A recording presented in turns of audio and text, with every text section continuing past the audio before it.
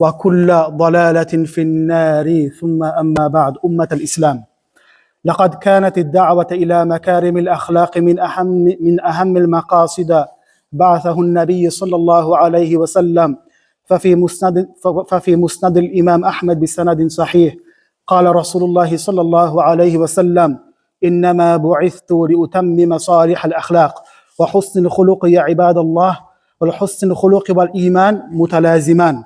فعن أبي هريرة رضي الله عنه قال رسول الله صلى الله عليه وسلم أكمل المؤمنون إيمانا أحسنهم خلقا رواه أبو داود في سننه بسند صحيح.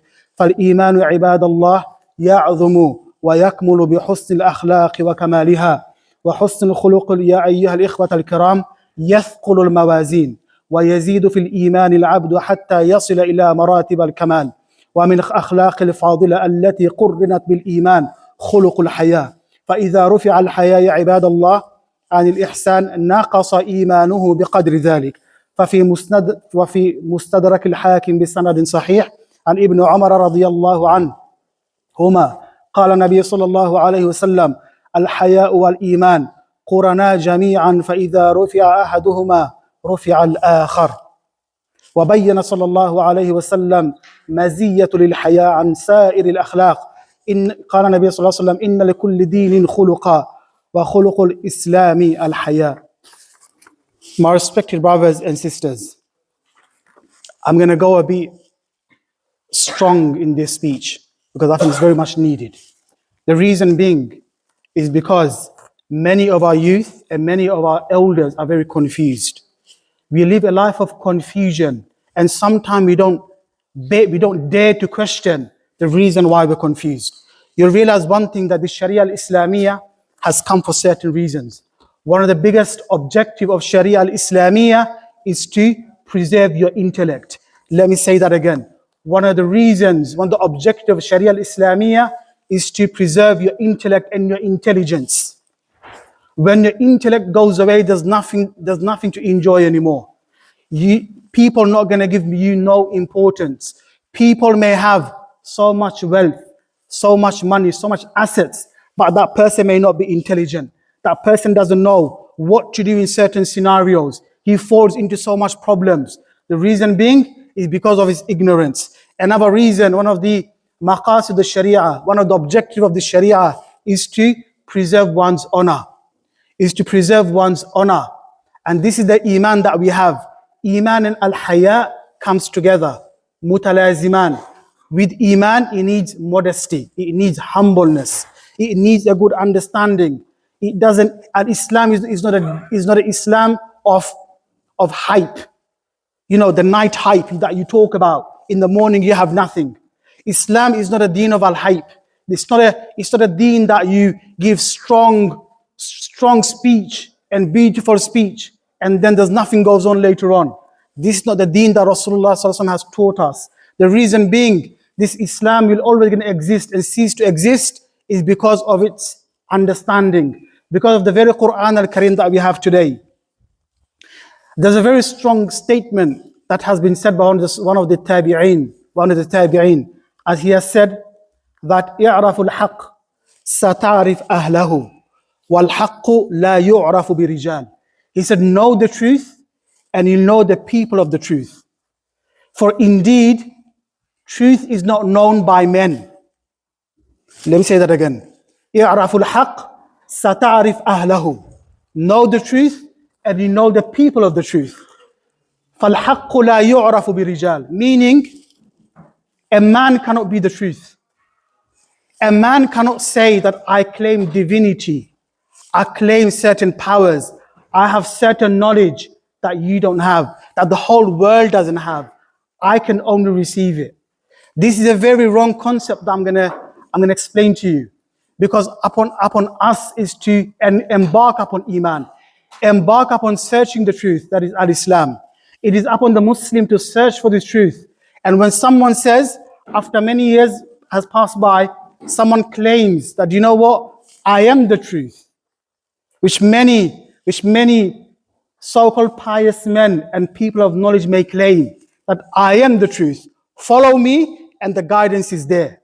And people start blind following such a person. Now, this happens a lot in our Asian community, I'll be telling you really, really blatantly. And it spreads very far and wide, where people claim divinity to themselves. That, do you know what? He is such a peer, such a person. You know, follow him. He's a man of wisdom. And you know, when you get close to them, they act in a certain way. You know, they tone down their voice. They act in a certain way. And at the end, they expect something back from you. Something that is, you know, some of your assets, something back from you. He's not gonna turn you away. He wants something back. That's why Jalla wa Ala says in the Quran al-Kareem, أُولَٰئِكَ عَلَىٰ هُدًى مِّن رَبِّهِمْ. They are those upon guidance. أُولَٰئِكَ عَلَىٰ هُدًى مِّن رَبِّهِمْ وَأُولَٰئِكَ هُمُ الْمُفْلِحُونَ. And they are those who are successful. أُولَٰئِكَ, they are those. أُولَٰئِكَ عَلَىٰ upon guidance. Did he say that they are the guidance? No, except for one person. That is, through Rasulullah sallallahu alayhi wasallam, you will gain guidance. Through his understanding, you will gain guidance. For someone to claim certain divinity, that, you know what, come and touch my scarf, go, you know, come to my house, I'll forgive you. If you follow me, Allah will forgive you.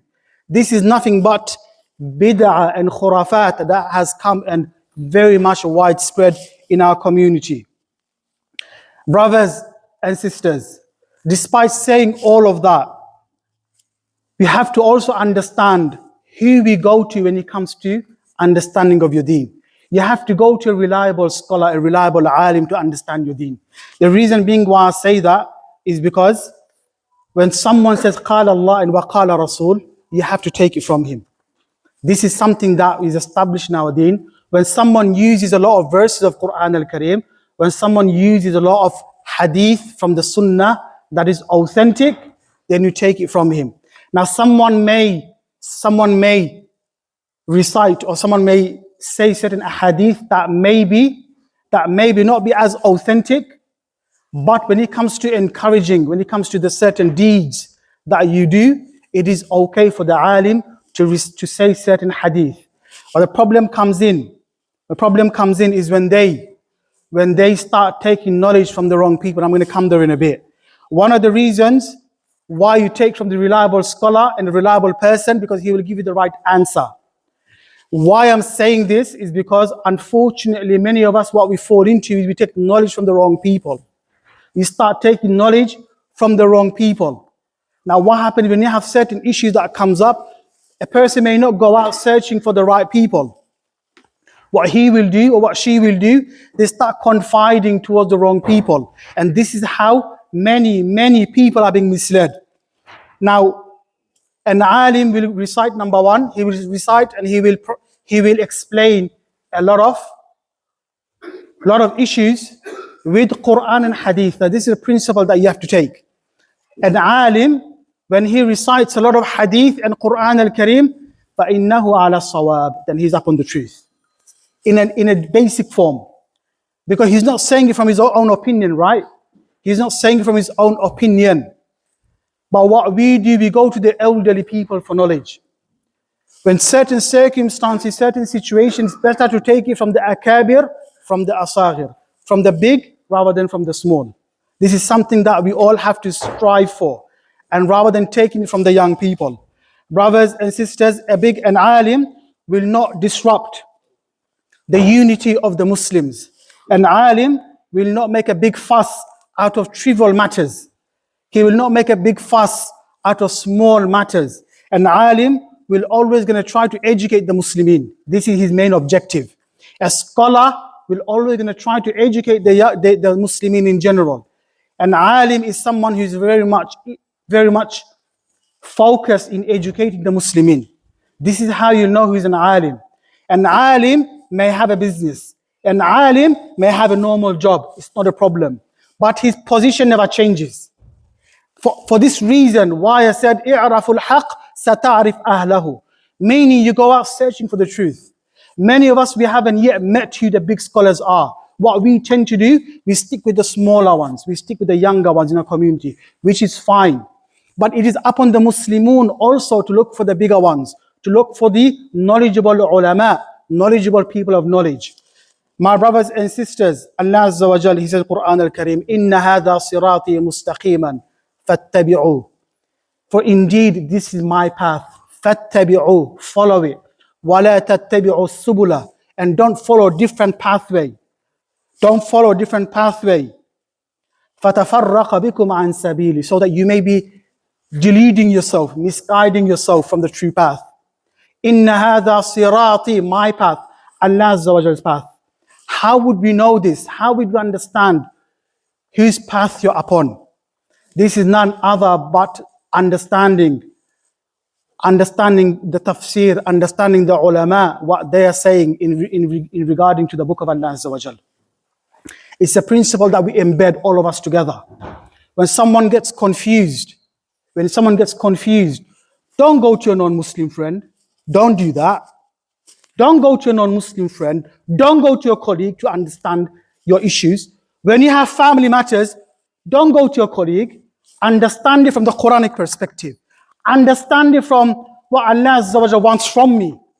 What Allah Azza wa Jal wants from me. This is how you're going to preserve your deen. Ultimately, knowledge is what helps you in difficult times, not money or fame. It is upon us also to seek knowledge.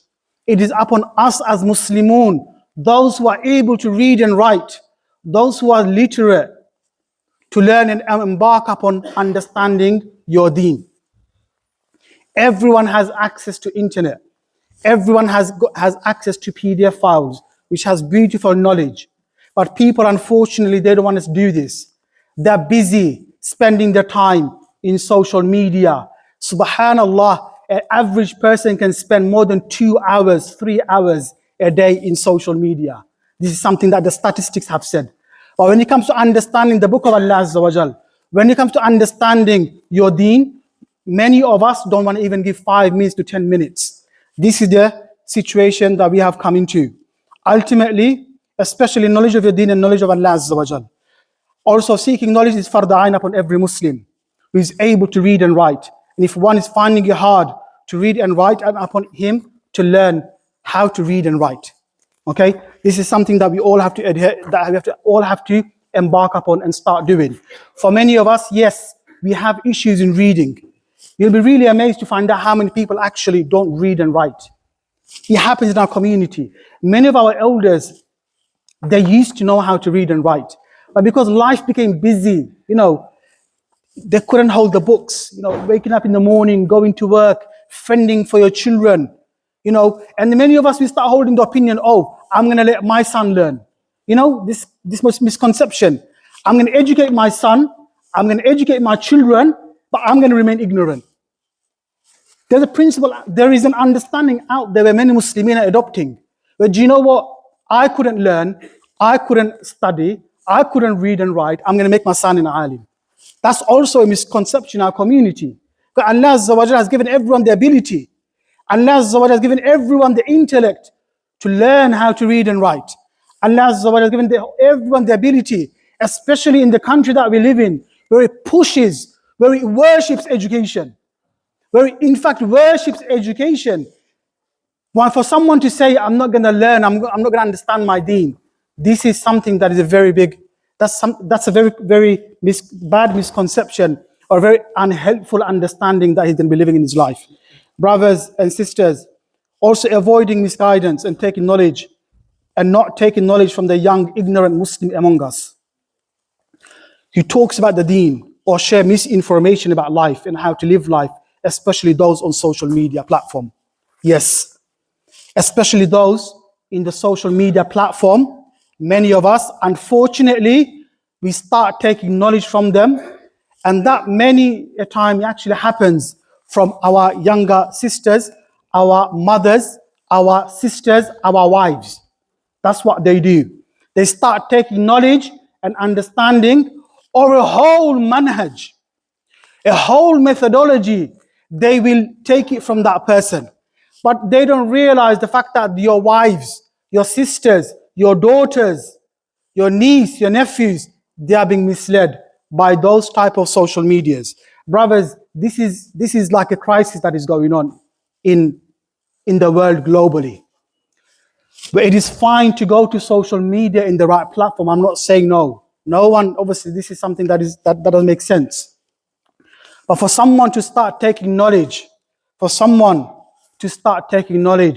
from people who doesn't have the authority to talk about, someone who doesn't even know even the basics of the deen, someone who doesn't even went through a book, subhanallah, he's not even a learner, someone who didn't even study the deen, someone who was just in the road life, most of his life spent on the road, and suddenly they start getting hundreds and thousands of views, starts talking about the issues that he doesn't have no authority over. That's a musibah.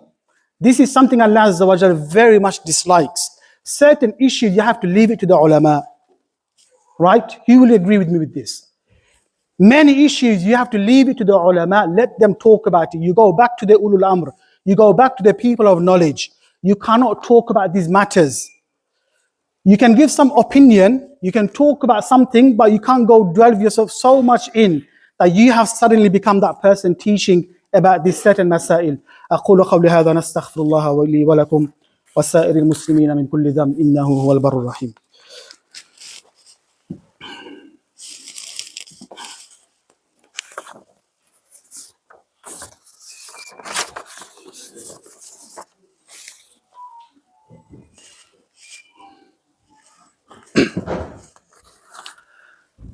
إن الحمد لله نحمده ونستعينه ونستغفره ونعوذ بالله من شرور أنفسنا ومن سيئات أعمالنا من يهده الله فهو المهتد ومن يضلله فلا هادي له ونشهد أن لا إله إلا الله ونشهد أن محمدا عبده ورسوله.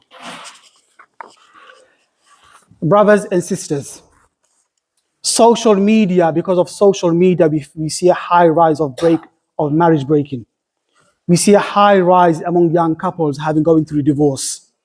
The reason being is because there's few reasons. Number one, the people that they're listening to are giving out misinformation. That's number one.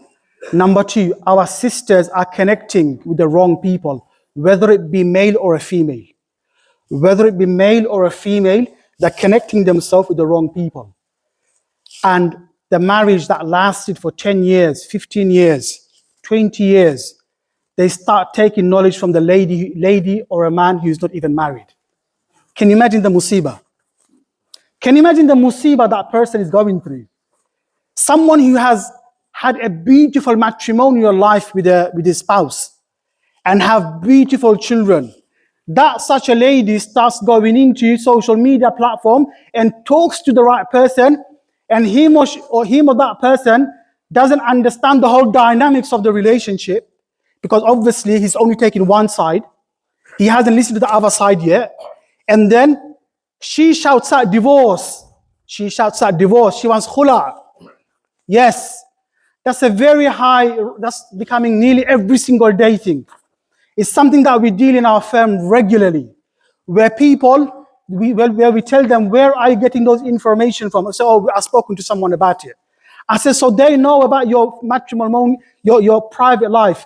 That person knows every single thing about your life? He says, no. Then this thing that you're coming out with is wrong. It's not a good thing. You have to go through counseling with a family member of him and a family member of her. فَإِنْ شِقَاقَ بَيْنِهِمَا فَبَعَثُوا حَكَمًا مِنْ أَهْلِهِ وَحَكَمًا مِنْ أَهْلِهَا. Get someone from his side and someone from her side. Where is those type of principle gone? Where is this understanding gone? Where's the Quranic understanding gone? He said, no, I can't get my family. I have no one. I can't get no one over. Then go to an imam who is reliable. Someone who understands the fiqh of waqi', the reality of this fiqh of this country. Of this country. Don't go abroad. Stay here.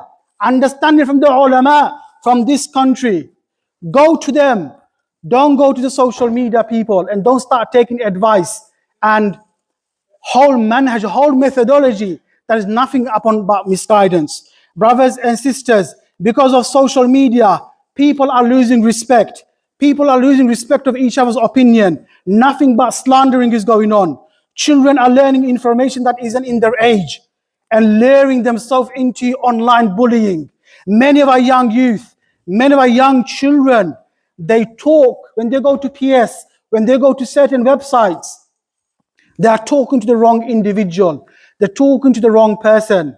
And you don't know what can happen. They can get led into wrong understanding, a wrong, misconception, very misguided opinion that your child may be holding on to. And this is the reality. You know, a couple of years ago, a young child, he went into Tarbridge and he fell.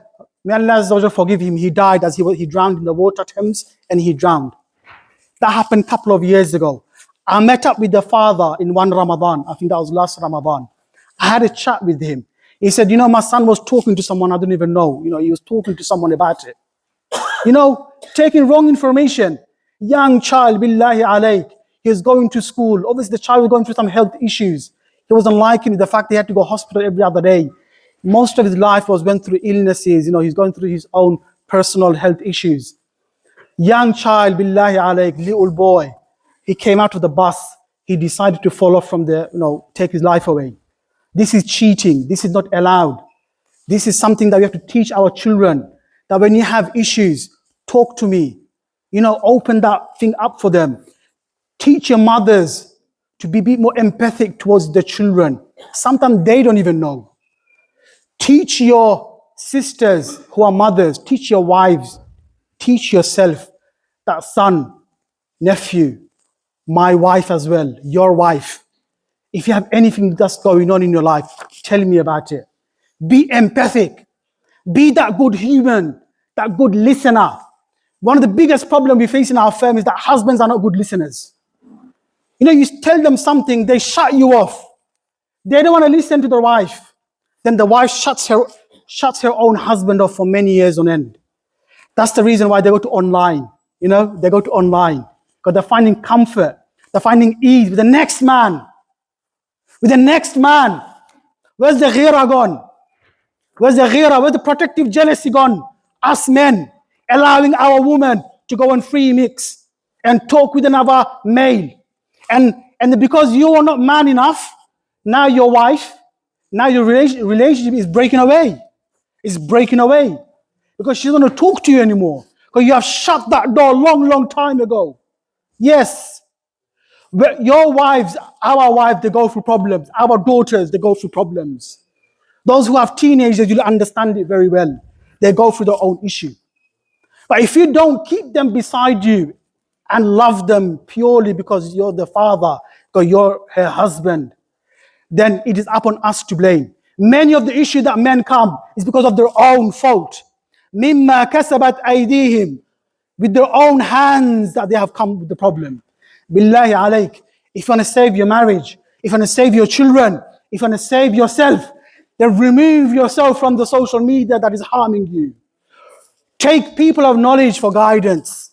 Go back to Quran and Sunnah for guidance, but don't go to normal layman. Billahi alayk. أقول قولي هذا نستغفر الله لي ولكم وسائر المسلمين من كل ذنب إنه هو البر الرحيم صلوا على بشير النذير يا أيها الذين آمنوا صلوا عليه وسلموا تسليما اللهم إنا نسألك بأن لك الحمد لا إله إلا أنت المنان بديع السماوات والأرض ذا الجلال والإكرام اللهم باعد بيننا وبين الخطايانا كما باعدت بين المشرق والمغرب اللهم نقنا من خطايانا كما ينقى الثوب الأبيض من الدنس اللهم اغسلنا من خطايانا بالثلج والماء والبرد اللهم اغفر لنا ذنوبنا وكفر عنا سيئاتنا وتوفنا مع الأبرار يا مقلب القلوب والأبصار ثبت قلوبنا على دينك يا مصرف القلوب صرف قلوبنا إلى طاعتك يا أرحم الراحمين إن الله يأمر بالعدل والإحسان إن الله يأمر بالعدل والإحسان وإيتاء ذي القربى وينهى عن الفحشاء والمنكر والبغي يعظكم لعلكم تذكرون أقيموا الصلاة